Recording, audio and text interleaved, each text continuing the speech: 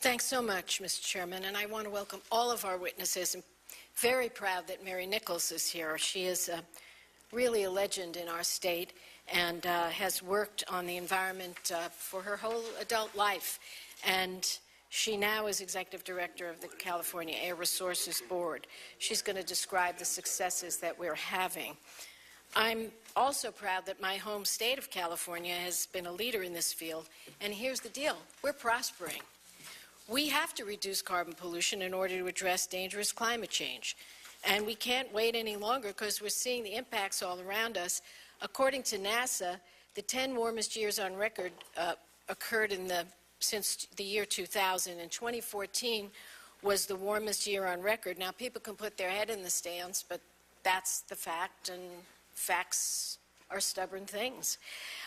According to a new peer-reviewed research in the Proceedings of the National Academy of Sciences, and I trust my colleagues respect the National Academy of Sciences, California's record temperatures are driving the state's extreme drought, and scientists predict it will get worse over the coming decades. And just 2 weeks ago, scientists at NASA and at Cornell and Columbia found if we fail to act aggressively to cut carbon pollution, we have an 80% chance of a mega drought in the entire West. In the face of all this peer-reviewed science showing the impacts from uncontrolled, dangerous carbon pollution, states really should be working together to find solutions to prevent climate change. And let me say, we know the American people want action. This isn't a guess, this is a poll. In a Stanford poll, 83% of Americans, including 61% of Republicans, say if nothing is done to reduce emissions, global warming will be a serious problem in the future. So again, you can sit here and say it's not an issue, but the American people are in disagreement with that conclusion. Ultimately, climate change deniers in the Senate continue to attack the landmark Clean Air Act. Just last week, our Majority Leader, Senator McConnell, told state governments to ignore the Clean Air Act. Imagine, ignore the law of the land, and one of the most popular legislative actions in our history. So we know we can reduce carbon while growing the economy, and I want to talk about California here and the Regional Greenhouse Gas Initiative, where New York is prospering as well, and we'll hear some of that from our witness.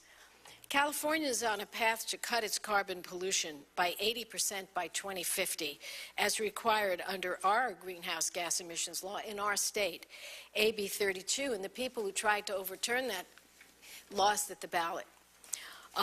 During the first year and a half of the state's cap-and-trade program, California added 491,000 jobs, a growth of almost 3.3%, which outpaces the national growth rate of 2.5%.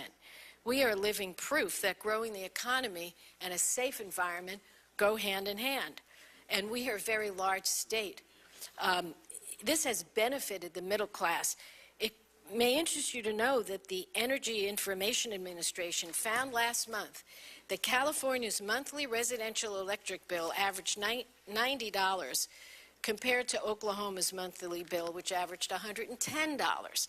Under California's climate program, many consumers are even receiving a twice-a-year climate credit of $35. That further lowers their utility bill. So California, New York, and other states around the country should be proud of their leadership in putting forward real solutions to climate change and showing that meeting the goals of the Clean Power Plan will benefit our states and our people.